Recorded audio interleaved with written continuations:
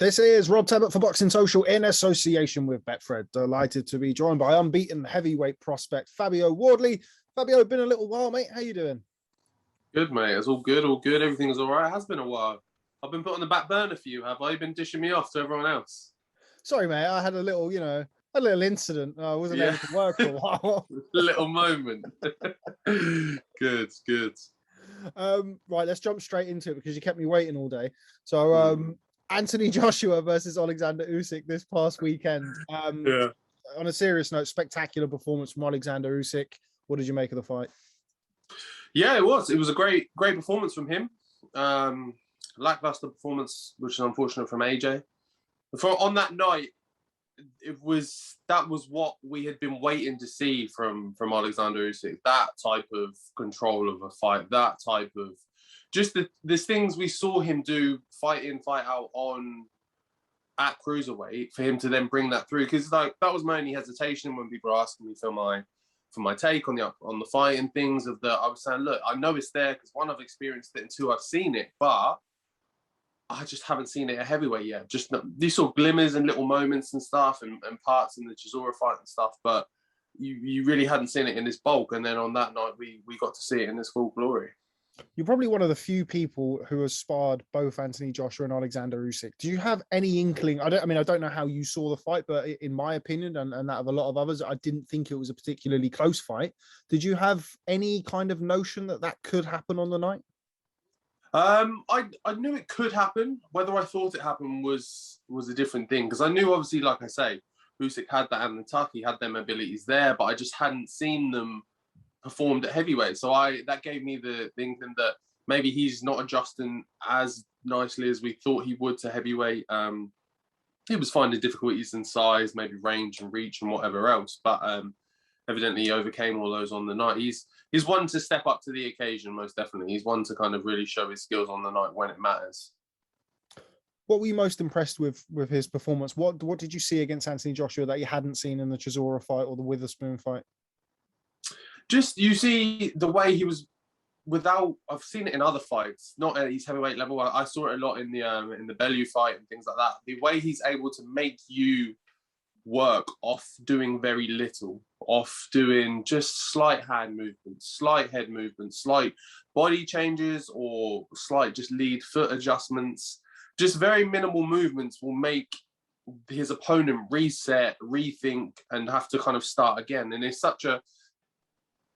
weird to explain, but it's a long process to get yourself ready in a position to throw a punch where you feel comfortable that you're in the right place, your opponent's in the right place, the range is at the right place, everything, all them kind of things meet in line, and you're ready to go, right, now I'm going to do my combo, now I'm going to throw my punch. And Usyk has this real canny way of just making you restart that process again by moving a slight there, or moving a slight there, or adjusting you over there. And like I say, you really saw that kind of shine on the night.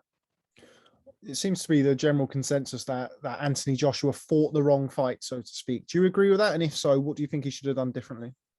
Yeah, definitely. I think he really did. He tried to beat the boxer at his own game, and someone of such a tremendous boxing ability is just extremely difficult to do, nigh impossible. So he definitely fought the wrong fight.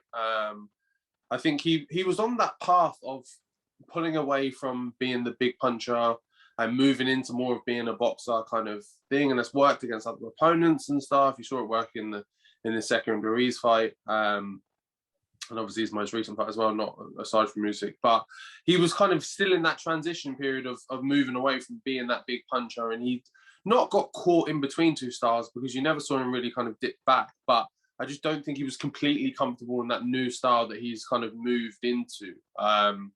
And I think this was the wrong fight to kind of not work it out, but be in a position where you're not solely comfortable in that, where you're leaving question marks in your own head, which is already giving you hesitation, as well as the person in front of you is adding more to that. And then you just see that outcome in a lot of AJ's work. There was just a lot of hesitation in there. It was just, he wasn't comfortable in the things he was being asked to do, and that he had to kind of try and get off against Usyk. Were you surprised? I think it was obviously the first round Usyk landed, I think 2 or 3 southpaw left hands, but it seemed like he really stung Joshua in the third round. You've sparred Usyk. Were you surprised that he was able to get that sort of reaction from Anthony Joshua? I wouldn't say I was necessarily surprised. I think since the defeat to Ruiz, and you've seen it in glimpses before, but mainly since, AJ has been a lot more kind of uppish, lean backish, very, I wouldn't go as far as saying nervous, but just not particularly comfortable when someone really starts getting clean on him and starts letting go. And I think he just gets them random flashbacks of that kind of Ruiz night that he really doesn't want them to make him happen. So again, I think it leads into the fact that it just makes him uncomfortable. He doesn't like being in them situations, and it adds more to the hesitation. So once they started landing again, it just added more to it. I spoke to Alex Krasiuk from K2 Promotions earlier on today. He confirmed that AJ has activated his rematch clause. How do you see a rematch going? Do you feel that the result will be the same, result will be different, or what do you need to see in the rematch from Anthony Joshua? If Joshua comes through with the same kind of build as he trims down, he loses weight, he tries to box him, then yeah, of course it will be the same outcome. I think you need to force Usyk into your fight. I think you need to understand that you're probably not you're not going to beat him on punch volume. You're not going to beat him on movement.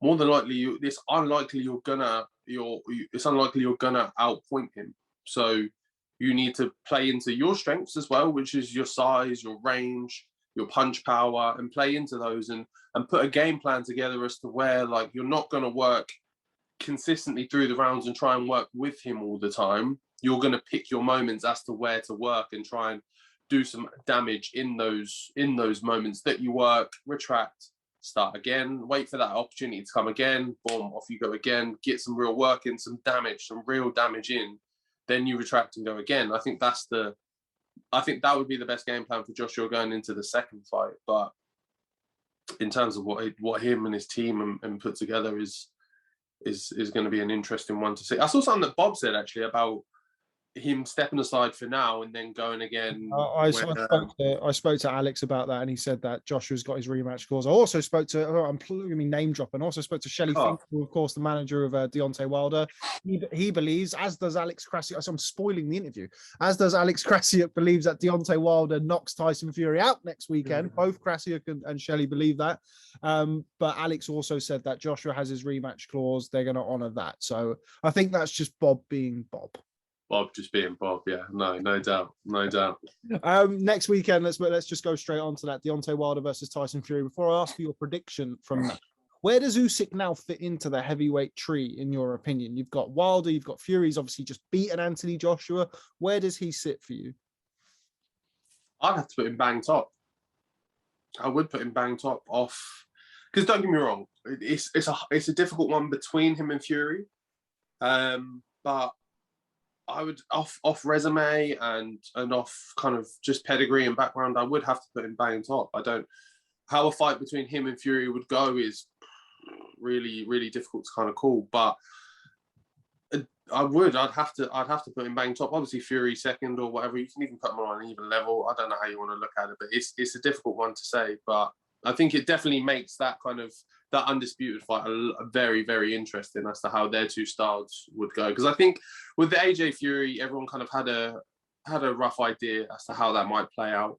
But with Fury Usyk, who knows? I'm now going to ask you a question that you've sort of already answered by talking about Fury versus Usyk. Deontay Wilder versus Tyson Fury, the trilogy next weekend. How do you see that fight playing out? I mean, from what you've said there, I'm guessing that you're giving the edge to Tyson Fury. Yeah, I see it playing out not too dissimilar from how the last one played out. I don't like. I've watched some of the vids that everyone else has watched of Wilder adjusting his style and things like that. But I think I've said before that I just think it's too late in the game to be trying to readjust Wilder at this point, and to the level. It's not even incremental that he can build through with a lower level opponent and figure out some kinks and go again and work through it. He hasn't got the chance to do that. He's got to somehow figure it all out in one camp and then jump in there with Fury, who's going to put untold amounts of strange pressure on you in angles and ways that you're not used to doing, that is very difficult to replicate in sparring or with pads or someone like him in front of you. So I think I've said that I think he'll come. I think Wilder will come out in this new kind of reinventive style that him and Malik Scott have put together in for round 2, maybe 3. And I think as the fight goes on, as Fury kind of settles into his own rhythm, puts that, like I say, strange pressure onto him, his body will just naturally react in the way that it has done for the past 35, 30, however many fights he had previously. You don't go your whole career fighting basically one way and then in one camp think you can readjust everything for the big night. Your body is built on what you ingrain to it over and over and over again. And I think it's too much of a tall task to readjust it on one camp and for such a big fight. If Fury goes and knocks Deontay Wilder out, does that put him back up at number 1?